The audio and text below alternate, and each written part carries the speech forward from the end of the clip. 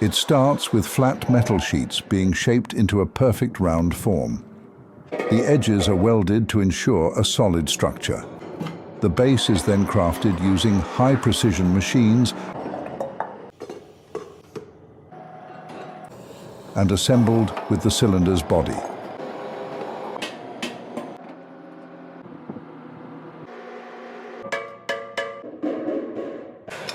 Afterward, the upper part is added.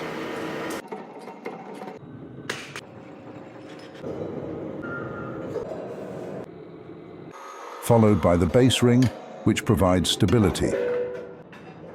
Skilled workers use grinders to smooth and sharpen the edges, ensuring a flawless finish. Finally, each cylinder undergoes a thorough inspection to guarantee safety and reliability. And just like that, these gas cylinders are ready for use.